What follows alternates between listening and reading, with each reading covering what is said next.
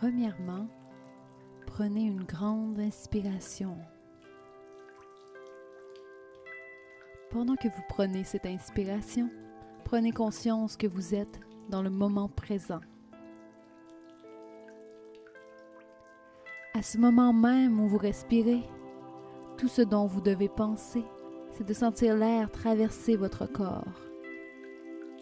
Sentez-la traverser votre nez, votre bouche. Sentez l'air rentrer dans vos bronches. Sentez vos poumons et votre ventre se gonfler.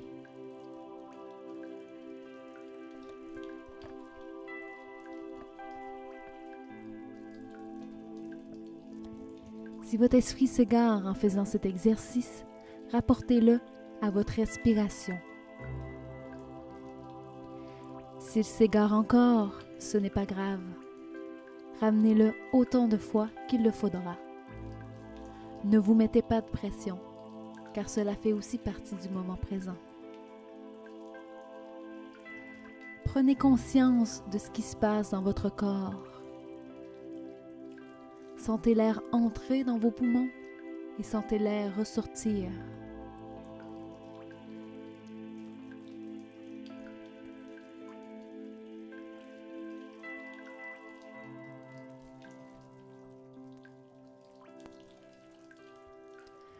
Maintenant, j'aimerais que vous pensiez à un beau moment.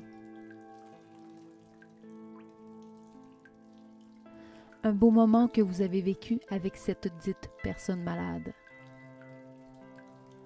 Souvenez-vous de cette personne avant qu'elle devienne pour vous la personne qu'elle est aujourd'hui.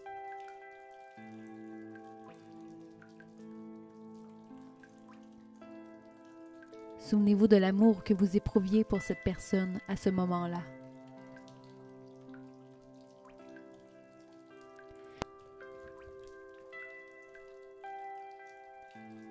Cet amour s'est peut-être transformé en autre chose aujourd'hui, en colère, en tristesse, en empathie, car pour certains, elle est devenue un fardeau face à cette impuissance, face à ce temps que cette personne demande à votre vie, ou peut-être même face à l'absence de sa présence dans celle-ci. Ce n'est pas grave, ne soyez pas fâchés envers vous-même de ces sentiments. Les sentiments sont simplement là pour exprimer que vous n'êtes pas pleinement satisfait de la situation. Et c'est normal. Rappelez-vous de l'amour que vous portiez à cette personne à cet instant. Rappelez-vous ces beaux moments à chaque jour. S'il le faut, notez ces beaux moments et lisez-les à chaque matin au réveil pour vous rappeler pourquoi vous aimez cette personne. Rappelez-vous pourquoi vous êtes à ses côtés, pourquoi vous en prenez soin. Peut-être au contraire, vous aviez décidé de vous en éloigner car c'était trop douloureux. Peut-être trouviez-vous difficile de voir quelqu'un que vous aimiez souffrir.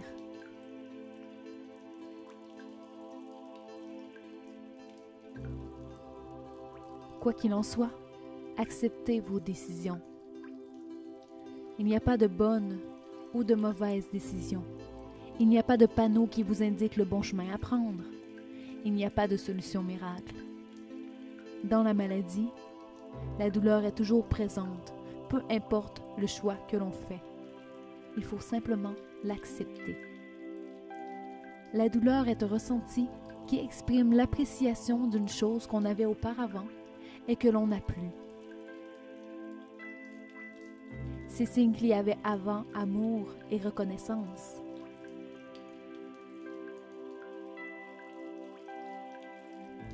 L'important, ne cessez jamais d'aimer cette personne. Profitez-en que vous soyez près ou loin d'elle, de simplement lui donner de l'amour et de la reconnaissance d'avoir fait partie de votre vie. Rappelez-vous de ce moment de bonheur et de l'amour que cette personne vous a fait ressentir.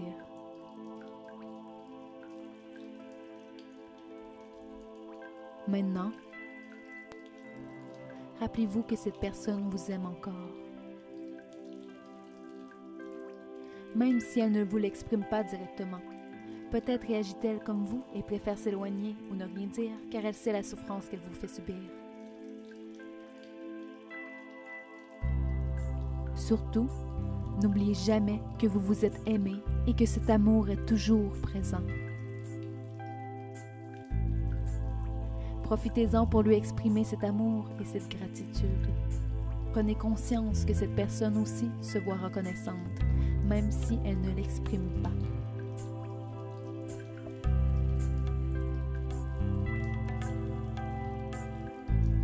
Vous connaissez l'expression « ventre affamé n'a point d'oreille ». Ce proverbe signifie en d'autres mots qu'il nous est impossible d'entendre les autres quand nos besoins principaux ne sont pas comblés. Nous devons commencer par faire la paix avec nous-mêmes. Si vous n'avez pas comblé vos besoins, alors vous ne serez pas capable de combler celui des autres et d'y rattacher un sentiment d'amour et de joie à votre geste. Ce n'est pas inhabituel qu'une personne qui prend soin de malade tombe elle-même malade. Très souvent, ce sera dû à un trop d'émotions qui aura été ignoré. Vous pouvez ressentir de la tristesse ou de la colère, ou même passer par toute autre forme d'émotion, mais il ne faut pas les ignorer. Je le répète, ces émotions sont normales. Elles ne font qu'exprimer une insatisfaction face à une situation. Peut-être est-ce le fait de sentir de ne plus avoir sa propre vie. Peut-être le fait de voir le temps filer devant soi. Peut-être le fait de se sentir abandonné par l'autre personne. Peut-être la peur de se retrouver seul. Peut-être même vous sentez-vous impuissant et cela vous met en colère. Peut-être avez-vous l'impression de ne pas en faire assez. Ou au contraire, vous en faites trop et vous voudriez de l'aide, mais vous vous sentez seul et pris au piège. Peut-être en voulez-vous simplement à la vie d'avoir pris ce chemin. Toutes ces questions ont raison d'être. Écoutez votre corps. Écoutez votre esprit. Observez vos émotions et ressentez-les.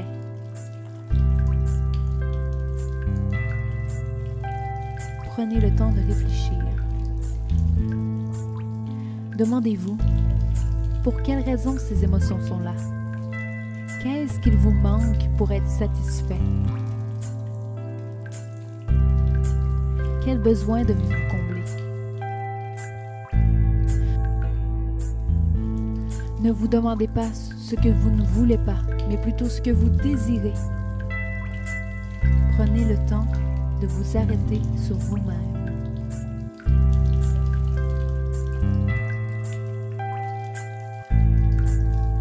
Ce temps est essentiel, car vous ne voudriez pas vous aussi tomber malade, vous épuiser mentalement, qui par le fait même engendrerait un épuisement physique. Et vous ne voulez pas être malheureux, et que cette personne qui est malade ressente votre malheur.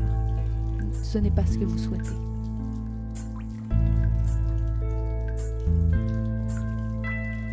Lorsque vous aurez identifié ces besoins, demandez-vous, comment pouvez-vous les satisfaire?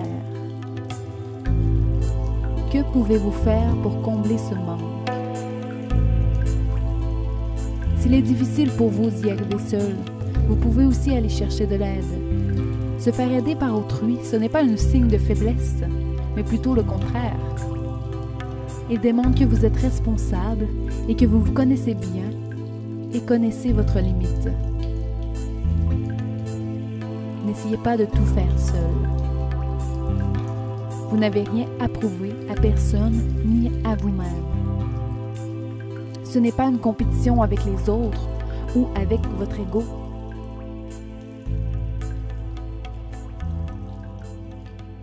Maintenant que vous connaissez ce manque et savez comment combler ce vide, prenez les actions nécessaires. Appliquez ces solutions. Il ne sera pas facile au départ, c'est normal.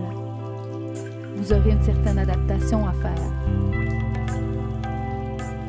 Vous passerez encore une fois par toutes sortes de sentiments. Écoutez-les. Vous vous sentirez peut-être coupable de prendre du temps pour vous occuper de vous-même et de vos besoins. Mais rappelez-vous qu'une fois que vous irez mieux, vous serez mieux disposé à aider la personne malade. Dans le cas où vous vous étiez éloigné, simplement vous serez maintenant en paix avec vous-même pour aller le voir et exprimer votre amour. Votre colère et votre tristesse sera dissipée et vous serez heureux d'être en sa présence et simplement apprécier les moments que vous avez avec elle.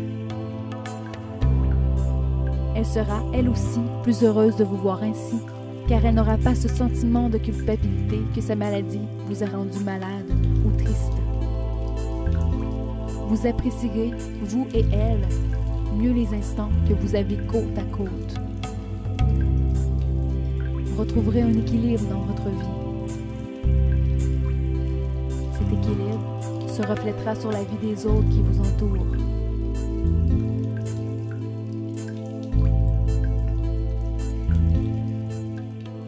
Et finalement, la paix avec votre corps et votre esprit vous rendra enfin apte à les aider eux aussi à trouver leur équilibre.